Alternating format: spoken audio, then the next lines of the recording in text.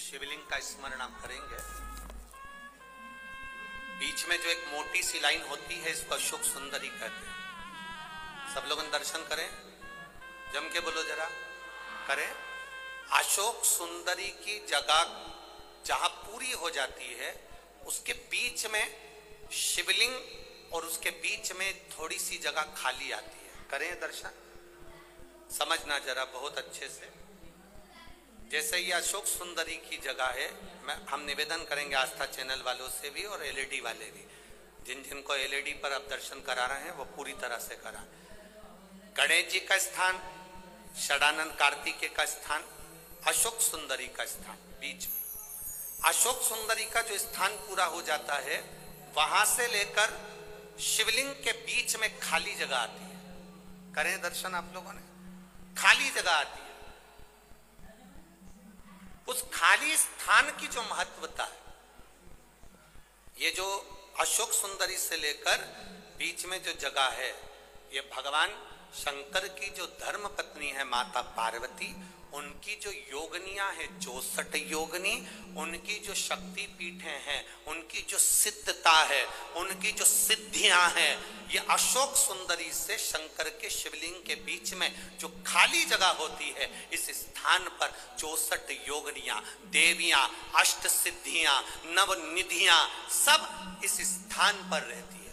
इसलिए हमारे यहाँ शिव महापुराण की कथा कहती है, पूर्ण पूजन के बाद अगर कोई नारी, कोई पुरुष, कोई बच्चा, कोई बुजुर्ग अपने मन की बात का स्मरण इस जगह पर हाथ को रखकर, जैसे किसी के हृदय पर हाथ रखते हैं तो दिल धड़कता हुआ स्मरण होता है, उसी तरह यहाँ स्पर्श करेंगे और स्पर्श कर कर जब अपने मन की बात करते हैं तो देवाधिदेव महादेव नंदी के साथ आकर प्रदोष के दिन कार्य की सिद्धता पूर्ण करते हैं। उस स्थान की मूलता होती है। क्या स्त्री भगवान शंकर के शिवलिंग का स्पर्श कर सकती है? क्यों नहीं?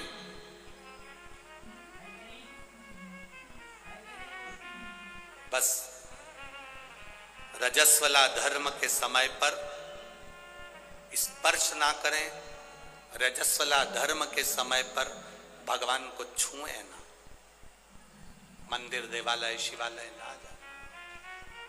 रजस्वला धर्म के समय पर भगवान के मंत्र का जाप करना नहीं छोड़ना, भगवान का नाम लेना नहीं छोड़ना। कोई ने कहा, गुरुजी हमने तो सुना है कि रजस्वला धर्म के समय पर नारी भगवान का नाम भी नहीं ले सकती। हमने कहा, रजस्वला धर्म के समय पर नाम क्यों नहीं ले सकते? रजस्वला धर्म के समय पर खा सकते हो,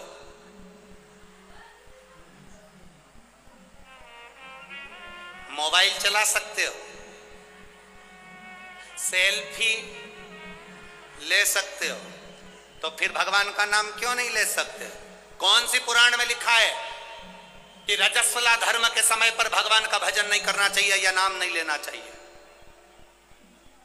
रजस्वला धर्म के समय पर मालूम पड़े अगर कोई व्यक्ति मर रहा हो और प्राण छूट रहे हो तो क्या वो भगवान का नाम नहीं लेगा? कुबेरेश्वर धाम से आया हुआ रुद्राक्ष हो या तुम्हारे घर में रखा हुआ रुद्राक्ष हो या गले में पड़ा हुआ रुद्राक्ष हो, बीच में से चटक जाता है, फट जाता है, टूट जाता है, अंदाजा लगाना कोई विपदा की घड़ी तेरे ऊपर आने वाली थी, तेरे घर पर आने वाली थी। देवाधिदेव महादेव ने अपने ऊपर झेल ली, टूट गया,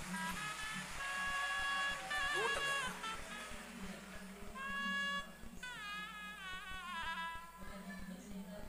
रुद्राक्ष और शंकर का शिवलिंग कभी खंडित नहीं होता। मालूम है आपको? आपको मालूम है कि नहीं? रुद्राक्ष और शंकर का शिवलिंग कभी खंडित नहीं होता। टूट गया तो भी जोड़कर उसको रखा जाता। शंकर का शिवलिंग बीच में से टूट गया तो भी विसर्जन नहीं होता। शंकर का शिवलिंग तो भी पूज्य है। 1000 टुकड़े भी हो जाए उस शिवलिंग के तो भी उसकी पूजन होगी। 25,000 टुकड़े भी शिवलिंग के हो जाए तो भी उसकी पूजन होगी, क्योंकि शंकर के टुकड़े टुकड़े हो जाएं तो भी शंकर कभी समाप्त नहीं होता। वो एक एक कंकर में, कण कण में शंकर होता है। घर में रखा हुआ शिवलिंग का टुकड़ा भी हो जाए तो यह नहीं कहा जाता कि मेरा शिवलिंग खंडित हो गया। ना ना, शंकर भगवान ने कृपा कर कर अगर 2 टुकड़े हुए हैं तो शिव पार्वती दोनों आनंद के साथ बैठे हैं। अगर ज्यादा टुकड़े हो गए तो मेरे महादेव सहस्त्रेश्वर शिवलिंग बनकर, हजारों शिवलिंग बनकर बैठ गए। वो सहस्त्रेश्वर महादेव बन गया, सहस्त्रेश्वर महादेव के रूप में विराजित हो गए।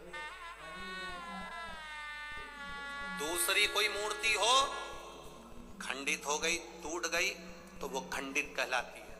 दूसरे देवता की मूर्ति होगी, टूट गई, खंडित कहलाती है। पर शंकर भगवान का शिवलिंग अगर खंडित हो भी गया, टूट भी गया, तो वो खंडित नहीं कहलाता।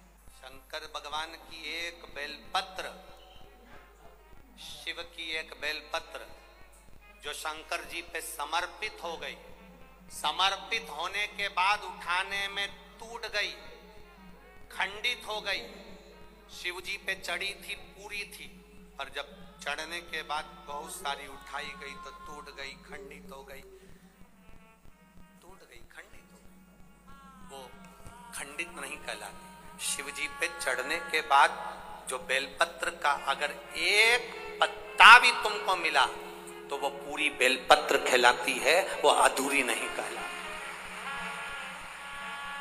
शंकर भगवान पर चढ़ने के बाद अगर बेलपत्र का एक पत्ता भी तुमको मिला है तो वो खंडित नहीं, वो पूर्ण है।